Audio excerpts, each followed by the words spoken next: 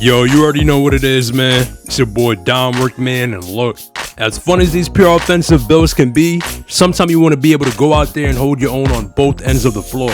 Because look, at the end of the day, playing in a random rec with no defense on your build is just not ideal. Because when you're with a team, you know you're going to have rotations, you know you're going to have help, and your team might just hide you on the other team's worst offensive player. Now, y'all know I have a lot of builds with little to no defense on them, and I play random rec all the time. And to be honest with y'all, most of the time I get away with it and I don't have that many issues. But there are a few games where I'm like, yo, I ain't gonna lie, I'm getting cooked. And y'all know how it is in the rec. Most of the time, it's really every man for himself. So most dudes ain't interested in helping your ass. They're gonna get on the mic, tell you suck, and if you did tell them that you don't have any defense on your build, they gonna ask you why you made that trash ass shit. Oh, hell no, man. What the fuck, man?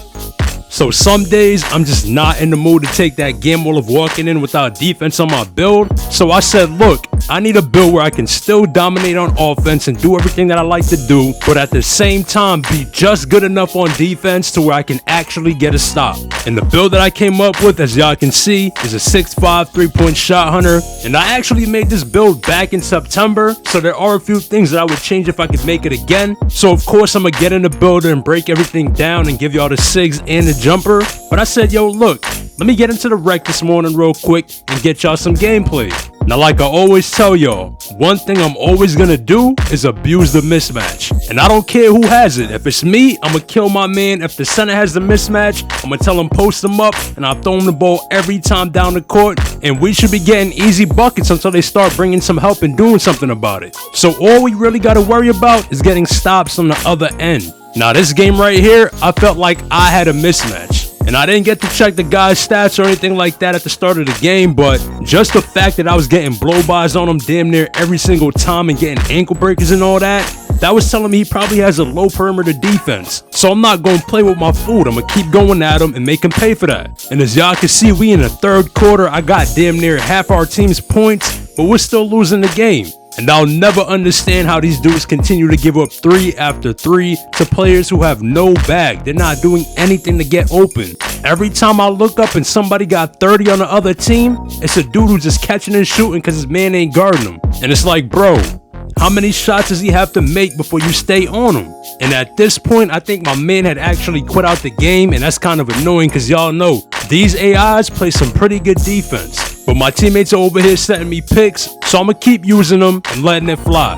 Now at this point, as y'all can see, we actually ended up taking the lead. So in my mind, I'm like, yo, this is a free dub. They gonna keep playing like that, I'm gonna have 50 points. But they said, nah, we ain't gonna watch that, and they switched somebody on to me, but as y'all can see, it didn't even really make a difference. So I'll blow by the voluntary lockdown and get an easy layup to go. Now right here, we out on the break, and the pass comes super late, so I dish it to the corner, and he's supposed to shoot that. I don't know what he was thinking, but the ball finds its way back to me, so I get my man in the air with a pump fake and take the easy mid-range pull-up. But y'all already know, when you out here with them randoms, anything is possible, and we actually found ourselves down 2 with 40 seconds left in the game. Now I hit this dude right here for a wide open look in sharp take to take the lead. And honestly, bro, I wasn't even surprised that he missed that. And y'all dudes that are still missing wide open shots and sharp take after Mike Wing then patched the game up and made it easy as hell, you might want to try playing something else. Now right here, I slip up and let the AI get an open look, but luckily he misses it, so we still got a chance. Now you would think that I got 40 points, I shouldn't have to be running around the court, raising my hands in the air trying to get them to throw me the ball. But a lot of these dudes in the rec are dumb and delusional, and as you can see, the center ended up getting a 3-second violation. And that's why I be telling y'all, a lot of these dudes just come in here to lose. And look, in this game right here, the 2K gods were definitely on our side, because y'all would have thought that it was over, right? But no, we get another chance. So I'm like, look, I'm gonna give Sharp Take a chance to redeem himself. No way he misses 2 times in a row. And I'm telling y'all, you can't make this shit up. These be the same dudes in the game chat talking about, yo, I'm open, bro, hit me. Or complaining about how many shots somebody else taking. And they have all the confidence in the world when they don't have the ball. But the second they get it, they fold like a fucking lawn chair. But anyway, man, here's a look at what my build looks like. Now, like I said, I made this build in September, so there are a few things I would change, but if you want to make my exact build, you can just copy these stats right here. Now, if I were to make the build again, we're going to go 6'5", 190 on the weight, but we're going to go with a 6'10 wingspan just so we can play them passing lanes a little bit better. And we're not going to lose anything here because we're still going to be able to get that 92 3-ball. Now, for the finishing on the build, like I told y'all before, on most of my builds, I was going with an 80, but now I'd rather go with an 85. It's going to make you more reliable finishing around the rim. You're going to get some more badges, Gold Acrobat, Hall of Fame Scooper, Hall of Fame Giant Slayer. So most of the time, if my build can't dunk and I can afford it, I'm going to go with an 85 driving layup.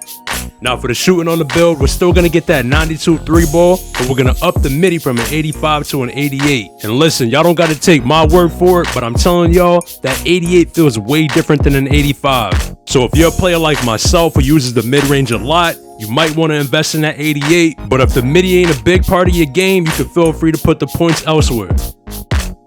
Now, for the playmaking, the only change I'm going to make here is I'm going to drop my pass accuracy from an 80 to a 77.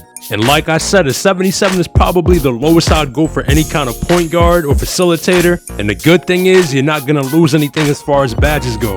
Now, there might be some pass styles or something like that in that range from 77 to 80, but it's all about what you value. Now, for the defense on the build, it's pretty straightforward. Y'all already know what it is. And like I said, I didn't design the build to be a lockdown or nothing like that. But you're going to be able to hold your own out there. And, you know, if you see the passing lane, you're going to be able to get it. If you blitz somebody, you're going to be able to get the steal. And you're going to have bronze clamps, so you'll be able to stay in front of your man and get bumpy a little bit too. So even though this is primarily an offensive build, you'll still be able to hold your own and get stops on the other end as well. So in the end, this is what the build should look like right here. And when you go through with it, you're going to get shades of Steve Nash, CJ McCollum, Austin Reeves, and the build is going to be called the Shoot First Point. Now, before I get out of here, like I always do, I'm going to give y'all the SIGs and the jump shot that I'm running on this build. But as always, man, I appreciate all the support. Let me know what y'all think about the build in the comments. And if you ain't following me on Twitter, be sure to give me a follow over there at BeLikeDom. And y'all already know what it is, man. Stay up. I'm going to catch y'all in the next one.